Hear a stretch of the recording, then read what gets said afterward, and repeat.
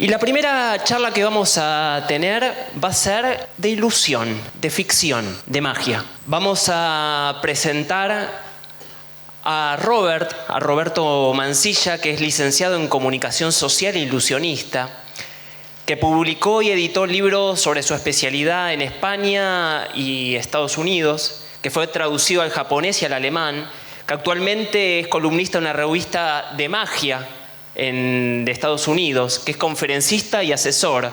Y, según dice siempre, en su memoria no hay un recuerdo en que la magia no esté presente. Así le damos la bienvenida a Roberto Mancilla. Bueno, muchas gracias. Bueno, gracias. Es un placer haber sido invitado a este evento y a hablar de mis dos pasiones. Como les dijo Daniel, soy ilusionista. ¿Qué quiere decir eso? Es algo que espero que a lo largo de esta presentación vayamos descubriendo. No solamente porque voy a hacer ejemplos prácticos de lo que es el ilusionismo, sino que además Borges me va a dar una mano, como verán. Más allá de todo lo que Daniel mencionaba que he hecho, debo confesar que si hay algo que me guste tanto o más que hacer magia es hablar y pensar en la magia. De hecho, desde muy chico, te juro que esto es cierto, de hecho casi traigo una foto, tengo una caja de madera que está rotulada y dice hacen pensar en magia. Es decir, ahí en esa caja va todo aquello un artículo que me hace pensar en ilusionismo, una fotografía. Por supuesto, en esa caja hay mucho de Borges, ¿sí? Lo que voy a transmitirles ahora, de alguna forma, son esas cosas que Borges escribió sobre la literatura, pero que cada vez que yo las leía, entendía un poco más de mi arte del ilusionismo. Cosas que me aclaró, cosas que me confirmó y sobre todo cosas que me reveló. Pero voy a empezar con lo que para mí es una de las definiciones más lindas del ilusionismo, que es la que dice que el ilusionismo es el punto de encuentro entre la imaginación y la realidad. Es decir, materializar el hecho imposible en el plano de la realidad. Y voy a hacer un ejemplo concreto con esto. ¿Cómo es tu nombre? Luisa, te invito a que te pongas de pie en tu lugar. No es necesario que vengas hasta acá, Luisa. ¿Por qué? Porque vos vas a hacer la parte de la imaginación. Te voy a pedir que imagines que estás en tu casa, por ejemplo, con una baraja francesa, de esa de tréboles, picas, corazones y diamantes. Te pido que imagines que estás mezclando esa carta, esa baraja, y de pronto una carta se cae al piso. Te pido que imagines que te agachás, tomás esa carta del piso y la mirás, y solamente vos la podés saber. ¿Está? Te pido ahora una imaginación más, que la imagines invertida en el medio de la baraja. La de tréboles, picas, corazones y diamantes. Tréboles, picas, corazones y diamantes. De la baraja francesa. ¿Terés?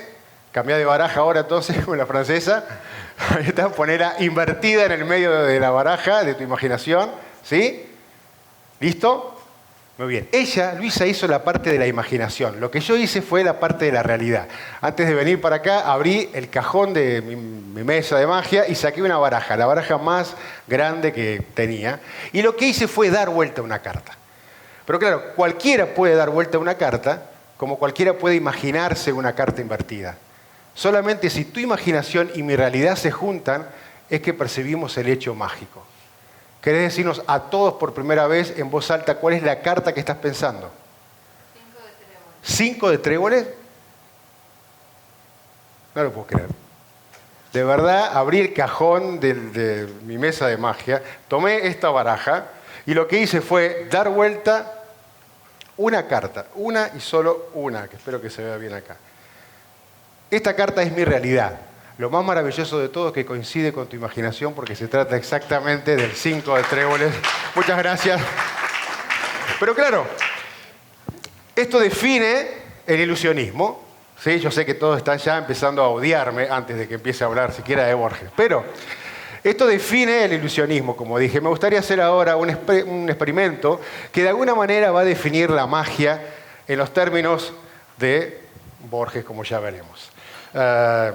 Tengo aquí estas dos copas y esta baraja ahora francesa es su tamaño normal. No voy a utilizar toda la baraja.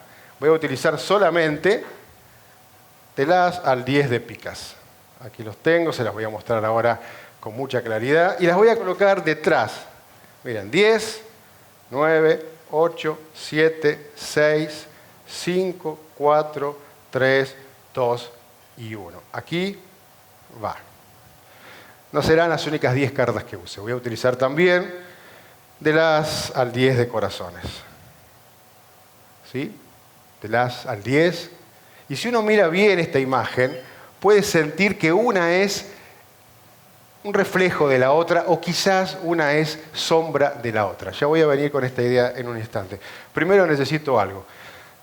Mira, vos que estás aquí sentada, vas a tomar estas 10 cartas de corazones y te pido que las mezcles muy bien. A vos te voy a pedir que me sostenga la copa. ¿Sí? Vas a establecer de alguna forma un nuevo orden en esa baraja. ¿Sí? Todos estamos esperándote a vos, así que cuando quieras. ¿Listo? ¿Tenés idea de cómo han quedado ordenadas estas cartas? No, has hecho un buen trabajo. Casi perjudicial, diría yo, pero lo voy a intentar igual. Préstame la copa. Aquí este nuevo orden junto con el resto. Entonces, si uno mira esta escena, verá que en una copa tenemos del as al 10 de picas ordenado ascendentemente entre lo que todos entendemos como orden natural. Del as al 10. Y en la otra copa tenemos el orden que ella estableció, un nuevo orden o un caos. De hecho, me gustaría que esto tenga una firma tuya y para eso te voy a pedir, mira, voy a pasar mi dedo y me decís alto donde quieras. Alto. Acá. Mira, el 4 de corazones lo voy a dejar invertido como firma. Ahí y ahí. Y ahora sí, les voy a pedir que no pestaneen.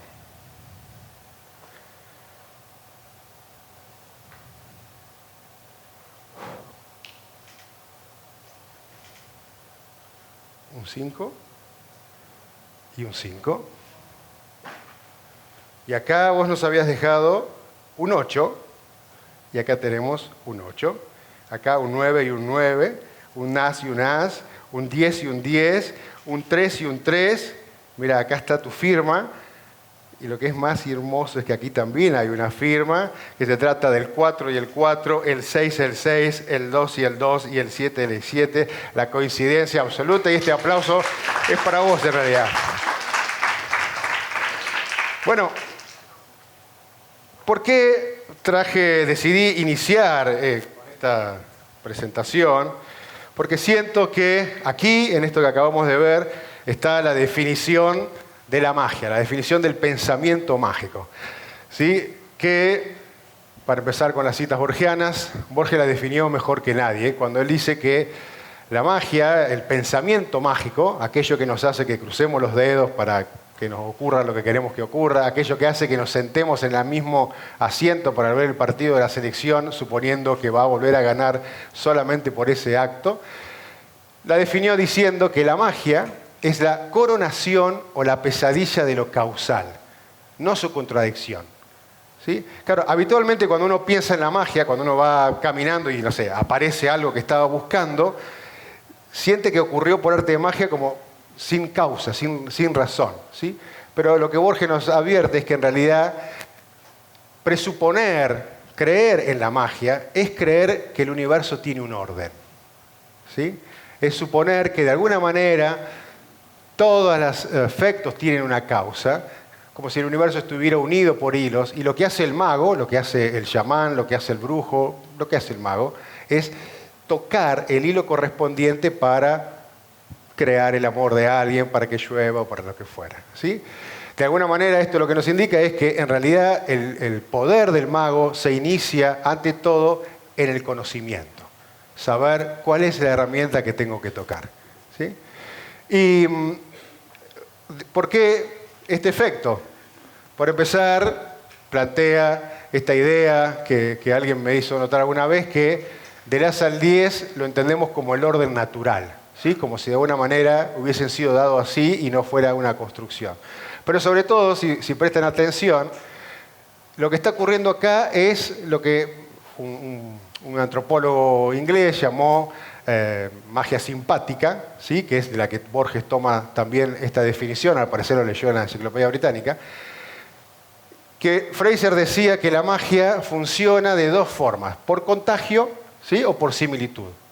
Contagio es la idea que presupone que por utilizar por ejemplo, la camiseta que tuvo una persona, haciéndole alguna acción a esa camiseta, va a repercutir en la persona, ¿sí? Porque estuvo en contacto, o el mechón de pelo, lo que sea. Y la similitud, por semejante, la magia por semejanza, es la que presupone, es el famoso vudú. Tengo un muñeco, que es la imagen de esa persona, por lo tanto, lo que yo haga acá va a repercutir en la otra persona, ¿sí? Entonces, aquí aparece lo que para mí fue, insisto, y que estaba en esa caja que les dije, una de las grandes definiciones, síntesis perfecta de lo que es la magia. Y me trae enseguida a colación otro aspecto que Borges también admiraba, que es el simbolismo en la magia. Borges prefería, vamos a decir, la literatura fantástica, dentro de la literatura fantástica, él prefería, como decía, aquella no que solamente tenía argumentos interesantes, como podía ser los de Julio Verne, por ejemplo, ¿sí? Sino le interesaba a aquellos que tenían un poder simbólico. En una de las conferencias que dio, de las tantas que dio en los años 60, Borges dijo esto: ¿en qué reside el encanto de los cuentos fantásticos? Reside, creo, en el hecho de que no son invenciones arbitrarias, porque si fueran invenciones arbitrarias, su número sería infinito. Reside en el hecho de que, siendo fantásticos, son símbolos de nosotros, de nuestra vida, del universo, de lo inestable y misterioso de nuestra vida. Y todo esto nos lleva de la literatura a la filosofía. Empieza a decir que pensemos en una serie de cosas para llegar así a la terrible pregunta, a la pregunta que no es meramente literaria, pero que todos alguna vez hemos sentido o sentiremos. ¿El universo, nuestra vida, pertenece al género real o al género fantástico? ¿Sí? Y claro, cuando descubro esta cita, esta idea borgiana, empiezo a darle más valor a algunas cosas que yo había leído sobre el aspecto simbólico del ilusionismo. Un teólogo, vamos a decir, norteamericano, decía lo siguiente: todos los seres humanos tenemos 3 símbolos recurrentes para referirnos a la vida y la muerte. Por ejemplo, cuando alguien quiere dar muerte a algo, lo rompe, ¿no? Las fotografías las rompemos, las cartas antes rompemos, papeles viejos los rompemos para que esa época muera. Y, por el contrario, cuando queremos que eso viva, renazca, lo que hacemos es pegar, ¿no? Conservar la foto vieja ahí como pueda, pendida de un hilo, para que permanezca y mantenga la vida, ¿sí? Él dice también que cuando nos separamos, la desunión es algo simbólico de la muerte, ¿no? Uno vive esa separación como una ruptura. Por el contrario, cuando se une a alguien, renace una nueva vida, ¿no? Nace una nueva vida. Y ni hablar cuando algo desaparece, cuando alguien desaparece es la muerte y cuando alguien aparece es la vida, ¿no? Y lo que dice este autor es, si uno piensa bien, la aparición y la desaparición, lo que se rompe y lo que se compone, lo que se une y se desune, está en todos los trucos de magia que uno se puede imaginar.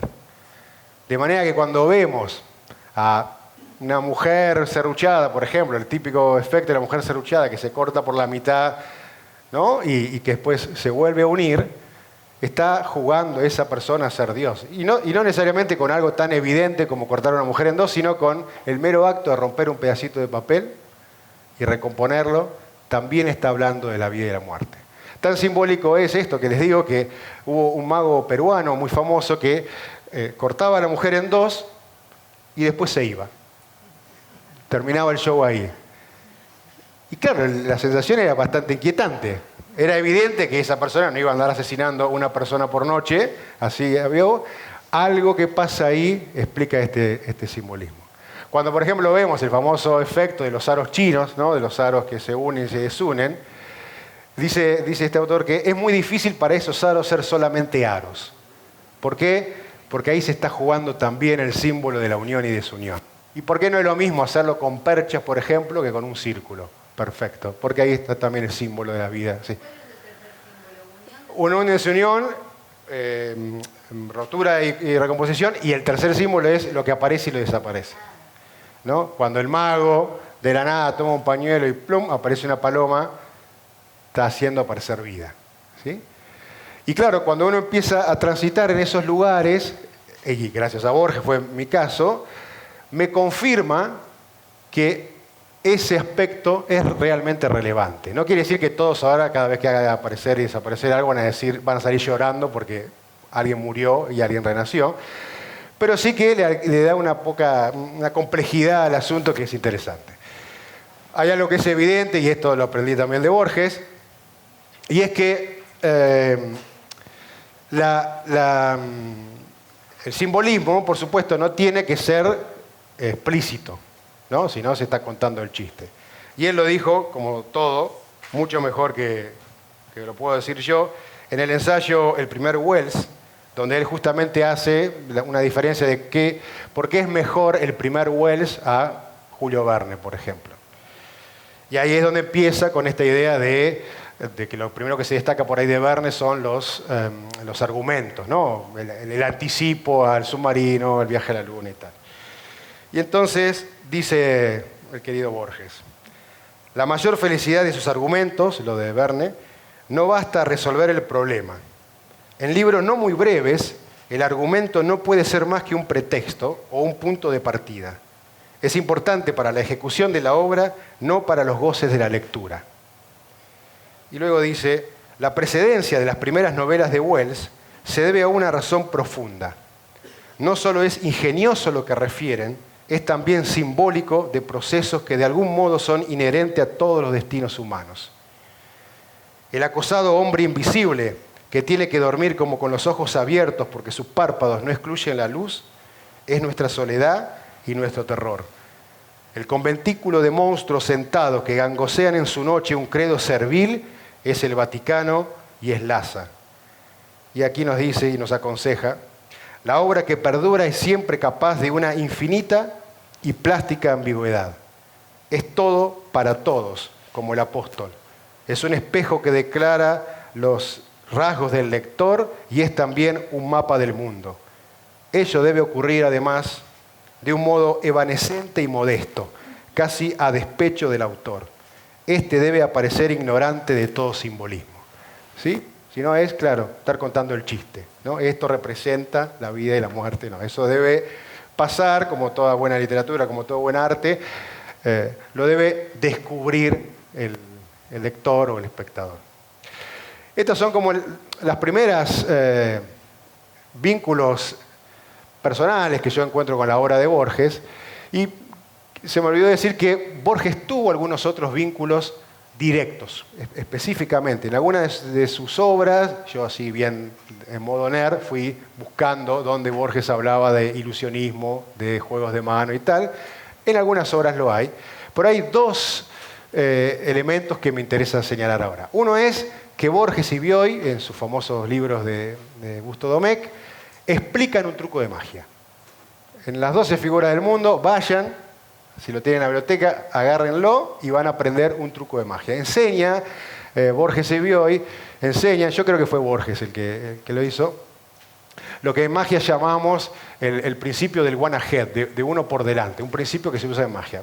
Una forma sencilla de explicarlo, aunque Borges lo explica más rápido que yo, Borges y Bioy, vamos a poner a los dos, es, imagínense que corto la baraja en 4 montones y yo sé la que está última acá. Supongamos que es el 4 de tréboles. Entonces, ¿qué hago? Pongo la mano sobre el primer pilón y digo, para mí este es el 4 de tréboles. Y en realidad estoy nombrando la que ya sé. La miro y digo, efectivamente, es el 4 de tréboles. Y en realidad es el as de corazones que estoy viendo. Entonces ahora voy a la otra y digo, este es el as de corazones. Efectivamente es el as de corazones y ahora voy a nombrar así. Ese principio sutil que es puro método, digamos, ahí no se percibe ahí el arte de la magia, lo explican Borges y Bioy. Pero hay otro vínculo también interesante con el ilusionismo que no quería dejar pasar, y es que Borges fue muy amigo de una maga, ¿sí? Una persona se llamó Delia Camia, que de hecho Delia Camia, que actuó por los años 40, 50, escribió este libro que se llama Memorias de una maga, ¿sí? Delia Camia fue, además, con quien Borges escribió un libro que se llama Antiguas Literaturas Germánicas, ¿sí? Entre los dos hicieron una compilación. Pero hay un vínculo todavía más estrecho y es que Delia Camia fue en realidad Delia Ingenieros, Es decir, no solo la hija de José Ingeniero, sino la hermana de Cecilia Ingenieros, que Cecilia, como sabemos, fue novia de Borges, casi esposa, y desde ahí fue. Yo consulté los diarios íntimos de Delia Camia, que tiene un amigo coleccionista, para ver si decía en algún momento cenó en casa Borges, pero no lo dijo, solamente fue Bioy. Pero quería señalar estos dos. Hay otro punto en esto que les hablaba del simbolismo que me parece apropiado mencionar, y es quizás lo que más me reveló Borges a la hora de verdad, esto fue como una revelación, que es por qué el público quiere saber el truco, ¿no? Eso, claro, por empezar, hay un aspecto de enigma a resolver, ¿no? Todos queremos resolver un enigma, nos interesa la literatura policial, bla, bla, porque queremos saber quién fue el asesino, ¿no? Ese es un punto. Pero a mí me ha pasado muchísimas veces que siempre trato de, cuando hay una reacción del espectador, atribuírmela a mí, a la causa, sea buena o sea mala, ¿sí? Por lo general, si es buena, puedo llegar a pensar que fue casualidad, pero si no...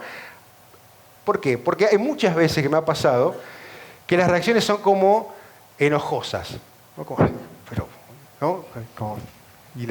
Y claro, me acuerdo, tengo la sensación de presentarlo y decir, pero mi actitud a la hora de presentar magia no va por el lado del desafío, como miren que sea algo que ustedes no saben, a ver, burros, miren esto. No, mi forma es casi infantil, es miren qué lindo que es esto, ¿no? Quiero mostrarles como mi hijo cuando viene con el muñeco a mostrármelo. Y entonces pensé, primero, claro, hay algo de esto que les comenté del poder que tiene saber algo que el otro no sabe, que eso se puede jugar quizás en esto que les estoy diciendo. Pero hay otra cosa que también me la demostró Borges, y sobre todo el énfasis que estoy dando es porque no solamente por ese enojo, sino porque muchas personas, muchos espectadores, cuando terminan de hacer un truco de magia, me dan explicaciones que son irrisorias. Como yo dijera, se la metió en la manga. Digo, sí, pero acabo de cortar a una mujer por la mitad, ¿qué tiene que ver? Que se la metió en la manga. Me la pude ver, es como me digan, se la metió en la manga y por eso las cartas se acomodaron en orden. Entonces, ¿qué hay detrás de todo eso? Y ahí aparece el aspecto simbólico y aparece el querido Borges resolviendo la situación. Todos seguramente no es todos seguramente conocen el libro Otras Inquisiciones, especialmente mi favorito de todos los ensayos es, por obvias razones, Magias Parciales del Quijote. Y Borges dice, en el último párrafo dice algo que a mí me reveló todo. Para poner en contexto y para que todos estemos alineados, seguramente lo saben, pero todos reconocen la idea borgiana del mapa perfecto, ¿no? De un mapa dentro del mapa. Por ejemplo, un mapa de la República Argentina debería incluir a la provincia de Buenos Aires, a la capital federal, al Cultural San Martín, y adentro de eso una persona hablando con un libro de Borges en la mano y así ad infinitum, ¿no? Dos espejos enfrentados. Ese sería el mapa perfecto. Y todos conocen seguramente la historia de Hamlet, ¿no? En donde el rey, digamos, los que no, es el Rey León hace unos años, digamos, ¿no? Borges señala ese aspecto, un aspecto de la obra de Hamlet, que es el momento en el que realizan una obra de teatro, ¿sí? Donde se cuenta la propia historia, es decir, se aparece un fantasma que resulta el rey de Dinamarca que le dice al hijo, me mató tu tío, y así, ¿no? Un poco mejor que con estas palabras. Y entonces, frente a este análisis que hace Borges, concluye, ¿por qué nos inquieta que el mapa esté incluido en el mapa y las 1001 noches en el libro de las 1001 noches? ¿Por qué nos inquieta que Don Quijote sea lector del Quijote y Hamlet espectador de Hamlet? Creo haber dado con la causa. Tales inversiones sugieren que si los caracteres de una ficción pueden ser lectores o espectadores, nosotros, sus lectores o espectadores, podemos ser ficticios, ¿no? Y ahí, epa. Porque claro, ¿qué nos hace estar tan seguro que nosotros no somos el sueño de alguien, que no somos el recuerdo de alguien, o como decía Atahualpa, los hombres son dioses muertos de un templo ya derrumbado, ¿no? Peor todavía. Que somos la cola de un recuerdo, quizás. ¿Y qué tiene esto que ver con esto que yo les contaba? ¿Dónde aparece para mí esa explicación de esa reacción de los espectadores frente a lo que hago, a lo que hacemos los ilusionistas? Y es que si eso que no puede pasar, pasó, si eso que es imposible que suceda, sucede, ¿cuántas otras cosas hay que yo creo que no pueden pasar y podrían? ¿Sí? O sea, el mero acto del mago tomando una moneda y haciéndola desaparecer, eso activa un montón de preguntas, inconscientes yo creo, que van de la mano de esto. Porque además hay algo que tiene el arte del ilusionismo, que es el hecho de que sucede en la realidad. No es que hizo que la moneda desapareció, es la moneda no está, estaba y no estaba. ¿Sí? Las cartas estaban desordenadas y se ordenaban. Ella pensó en una carta y era la que estaba dada vuelta en mi baraja. ¿Sí? Y eso genera esa inquietud. Por eso para mí esa necesidad de encontrarle una explicación rápida, de enojarse o de decir explicaciones que quizás no son que no tengan nada que ver con eso. Necesito restaurar el orden, ese orden que hablamos. Necesito saber que el mundo tiene un orden y que no es un caos. ¿Sí? Y eso me lleva a otro punto esencial del ilusionismo, y que me ayuda a definir también el ilusionismo, que fue un poco la promesa inicial, que es el ilusionismo, lo tengo que decir, tiene truco. ¿No? Perdonen si alguno creyó que todo esto era real. No, tiene truco. Y acá viene una anécdota que les juro que es cierta como todo lo que estoy contando, ¿no? Siempre que pongo énfasis en cosas así, tengo miedo a que presupongan que todo lo anterior era falso, ¿no? Y es, cuando era chico, como mencionó Daniel en la presentación, no tengo un recuerdo previo a la magia. No es que papá me regaló una caja de magia y por eso me hice mago. De hecho, en este teatro fue la primera vez que vine, me acabo de acordar ahora, que vine a ver un show de magia. Yo soy de Pehuajó, de la provincia de Buenos Aires, y papá me trajo acá, en el Centro Cultural San Martín, a ver mi primer espectáculo así de magos reales, digamos. Y esto lo contaba porque, estando en Pehuajó, lo único que me acuerdo de recuerdo anterior a la magia es que siempre que yo soplaba la velita de cumpleaños o salía la estrella, pedía como deseo volar y tener poderes. Era lo único que yo quería, así modesto para pedir cosas. Pero lo que más me acuerdo es que, me acuerdo prácticamente de estar sentado frente al Cine Surro, que era como el teatro de Pehuajó, y decir, claro, si yo puedo volar y me pongo en el escenario a volar, voy a ser el mejor mago del universo. Y me acuerdo que enseguida, inmediatamente a tener ese recuerdo, esa sensación, sentí como un malestar moral, digamos, ético, porque lo que me planteé es, si yo puedo volar de verdad y volase en un escenario, estaría haciendo trampa. Porque la gracia de lo que hacemos nosotros es que no podemos volar. La gracia de lo que hacemos nosotros está en el artificio. ¿Sí? Para mí, el artificio, de alguna forma, el arte en general, visto de esta perspectiva artificial, es una consolidación, una oda a la condición humana, a la condición creativa. Este tipo que está ahí no puede volar y se las ingenió para volar de una forma muy hermosa. ¿Sí? Entonces, el ilusionismo tiene trampa. Y esto trae a una pregunta que sobre todo un amigo, un maestro español que falleció joven, se planteó, y es, ¿cuál es la actitud del mago frente al truco? Él dice, eso define un montón de cosas. La primera que todos conocemos es el mago que niega el truco. Es decir, fíjate que no tengo nada en las manos, fíjate que la moneda está de verdad acá, que la moneda es real, hago así y no está más. De alguna manera la magia se da por un proceso lógico. Como no es esto, no es esto, no es esto, no es esto, tiene que ser magia. ¿Sí? Gaby llama a ese mago, como buena definición, a esa forma de hacer magia, para no hablar de un estereotipo, un arquetipo. Lo llama el mago ateo, el que no cree en el dios truco. ¿No? No, acá no hay truco, yo vengo acá, no hay truco, él es el ateo. Gaby plantea entonces una perspectiva diferente, que es, ¿qué pasa si yo no quiero demostrar la presencia del imposible en la realidad cotidiana, enfatizar eso, sino que quiero hablar de una ficción, quiero traer la ficción a la realidad, ¿no? Un cuento, vamos a ponerlo, que no sé si es bien preciso.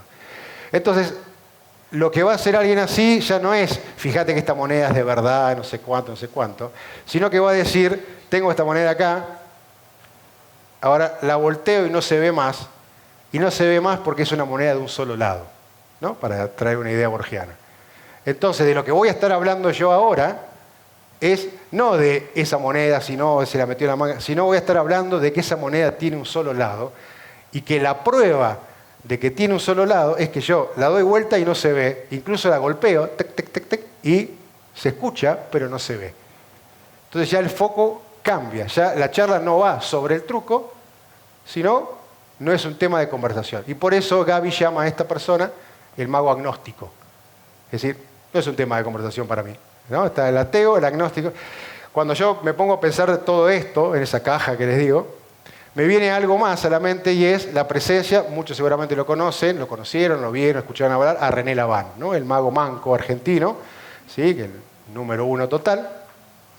Mira vos, el fallido es muy claro. René Laván entraba a la escena y decía, he venido a engañarlos una vez más, voy a poner lo mejor de mi técnica en mis juegos y todo mi corazón en ustedes. Es decir, venía René y decía, señores, voy a hacer trucos. Ah, buenísimo, ¿no? Decía, esto es un artificio. Y cuando me puse a pensar en esto, pues todo es inamovible, todo este proceso, esta línea de pensamiento que le estoy llevando adelante, está totalmente cruzada por Borges constantemente. Porque iba, dejaba, cuando volvía, esto es lo que estoy diciendo. De hecho, si ven los libros de Borges míos, todos dicen, como la magia, parecido a la magia, pero en la magia tal cosa, es así de obsesivo. Y cuando me pongo a pensar en esto, advierto que Borges también venía y decía, hacía hincapié, quiero decir, en la condición artificial de lo suyo, ¿no? De la literatura. No solamente lo hablaba en los términos de en los ensayos para escritores y hablar del oficio, sino que también lo ponía adelante en la literatura. Y voy a leerles lo que quizás sea el ejemplo más, no solo más evidente, sino lo más memorable, pero una de las razones que tiene para mí este festival es volver a leerlo a Borges, ¿no? Que es el momento, lo que quiero decirles ahora es el ejemplo en el que Borges, en el propio relato, está haciendo hincapié de la condición artificial del lenguaje, ¿sí? Y uno de los ejemplos que me viene a la mente es el de el Aleph, ¿sí? Todos recuerdan el cuento, ese momento en el que llega a la casa de Carlos Argentino Daneri, a Carlos Argentino le abre la puerta del sótano y le dice, ponete ahí, te pongo un almohadoncito ahí en el segundo escalón, vos mirá ahí y vas a ver lo que yo tengo para decirte. Lo interesante que tiene esto, para mí también, entre otras cosas, es que es el hecho de que habla también del oficio, del arte en general, y el ilusionismo, es que Carlos Argentino se creía buen escritor porque se vio con el acceso a una herramienta que le permitía ver todo el universo y creía de alguna forma que transcribiendo lo que veía iba a estar haciendo gran literatura, ¿no? Y por supuesto Borges se encargó de asesinarlo en los fragmentos irónicos que iba poniendo, ¿no? Y sin embargo luego viene este señor Borges y describe el infinito y la totalidad en su famosa enumeración. Pero ¿qué dice antes de contarnos qué es lo que ve en el Aleph? Dice, sentí un confuso malestar cuando se sienta en el piso, cuando se agacha. Sentí un confuso malestar que traté de atribuir a la rigidez y no a la operación de un narcótico. No vaya a ser cosa que Argentino lo hubiese drogado. Cerré los ojos, los abrí, entonces vi el Aleph. Arribo ahora al inefable centro de mi relato. Empieza aquí mi desesperación de escritor. Todo lenguaje es un alfabeto de símbolos cuyo ejercicio presupone un pasado que los interlocutores comparten. ¿Cómo transmitir a los otros el infinito Aleph, que mi temerosa memoria apenas abarca? Los místicos, en análogo trance, prodigan los emblemas. Para significar la divinidad, un persa habla de un pájaro que de algún modo es todos los pájaros. Alanus de Insulis, de una esfera cuyo centro está en todas partes y la circunferencia en ninguna. Quizá los dioses no me negarían el hallazgo de una imagen equivalente, pero este informe quedaría contaminado de literatura, de falsedad. Por lo demás, el problema central es irresoluble. La enumeración siquiera parcial de un conjunto infinito. En ese instante gigantesco he visto millones de actos deleitables o atroces. Ninguno me asombró como el hecho de que todos ocuparan el mismo punto, sin superposición, y sin transparencia. Lo que vieron mis ojos fue simultáneo, lo que transcribiré es sucesivo, porque el lenguaje lo es. Algo, sin embargo, recogeré. ¿Sí? Y luego viene la famosa enumeración. Es decir, Borges nos está diciendo, el lenguaje no alcanza, este artificio no alcanza para mencionar, para enumerar, para sintetizar el universo. Y entonces me plantea esto, el tema de la prueba de verdad. El mago ateo, voy a llamarlo en los términos de Gaby, lo que va a procurar es que sea una demostración casi lógica. Que la magia sucedió es lógico. No era esto, ergo tiene que ser magia. La única solución posible es eso. O sea, el piso sobre el que estamos parados se abre y sentimos ese vértigo que nos da la magia. Cuando hablamos de la idea más ficcional, como les mencionaba, esta idea de la moneda, por ejemplo, de un solo lado, lo que importa ahí no es que sea verdadero, sino que sea verosímil. ¿Sí? Entonces, todo el foco va a estar puesto no solamente en que ocurra en la realidad, sino que además eso que yo estoy planteando, que tiene un solo lado, sea verosímil, ¿no? Que siga las reglas de mi propia idea. Y nos queda entonces, ¿dónde está la prueba de verdad cuando el ilusionista se para y dice, esto que estoy haciendo acá, señores, es truco? Esto es un artificio. Bueno, la explicación nos la da otra vez Borges, que fue alguien que decía esto que voy a decir ahora explícitamente, y es que la prueba de que algo es verdadero es que es hermoso. ¿No? Es la emoción que me provoca eso que acabo de ver lo que hace que sea verdadero. Una historia que contaba René Laván, me acuerdo, contaba el relato de una persona que estaba deprimida, entonces los amigos le escribieron cartas de amor de una mujer hacia él. ¿Sí? Esta persona empezó a florecer, empezó a sentirse muy bien y tal. Y claro, llegó el momento en el que quiso conocerla. Entonces los amigos se vieron en un brete y dijeron, ¿qué hacemos? No podemos. Entonces decidieron matarla. Son así bien estrictos. Y claro, la emoción que tuvo esta persona fue de una tristeza absoluta, ¿no? Y esa emoción fue verdadera. Esa prueba, esa emoción que sintió de verdad en todo su cuerpo es la prueba de que esa persona existió y de que ese amor existió.